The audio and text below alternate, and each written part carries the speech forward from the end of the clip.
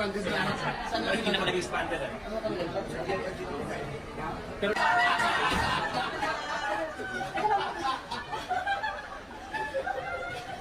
Welcome home. Welcome home. Welcome home. Saan mo ako sa inyo?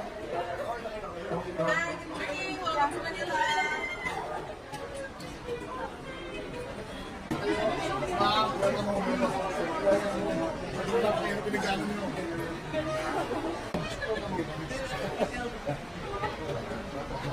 Okay.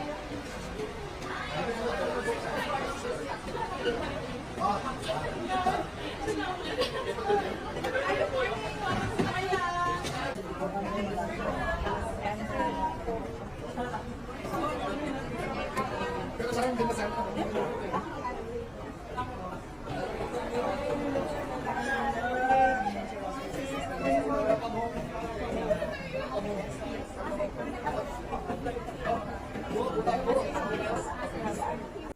Alright, so finally, yung mga officials natin na naipit sa gera dyan sa Israel ay nakauwi na ng Pilipinas.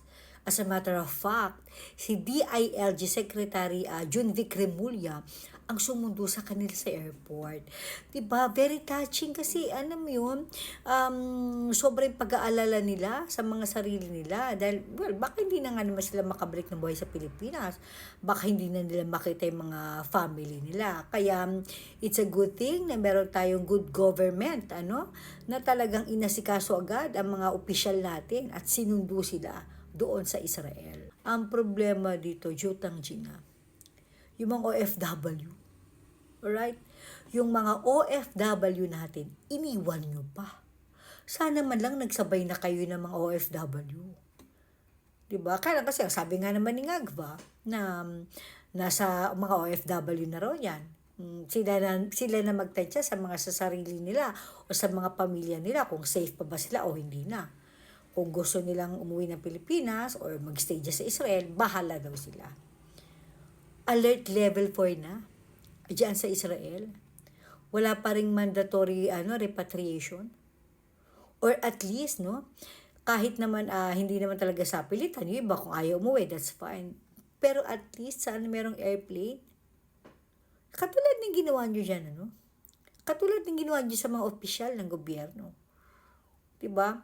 Talagang siniguro nyo na makabalik sila ng safe sa Pilipinas. Diba? Yung mga OFW, bakit iniwan nyo pa?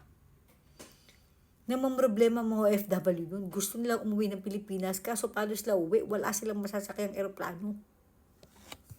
Nag-provide nga kayo nung kinuha nyo si PRD, dinala nyo sa dahig, diba? Bakit itong mga OFW na nasa gitna ng gera?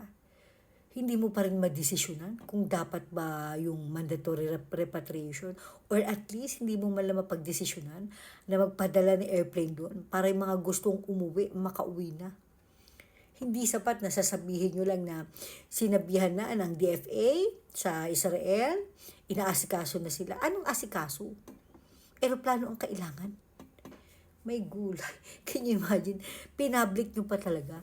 Ipinakita niyo pa talaga sa publiko kung gaano kayo ka-insensitive sa needs ng mga OFW. Diba? Yung mga naipit na opisyal natin doon sa Israel, nakauwi na, sinundo na po ng gobyerno. Iniwan yung mga OFW. Sa bagay, itong mga OFW na, tuloy na walang silbi kay Ngagva. Kasi naman kayo, diba? Hindi niyo binoto si Ngagva. Kaya yan. Hindi rin kayo tutulungan. Ganun lang yun. Pak na pak.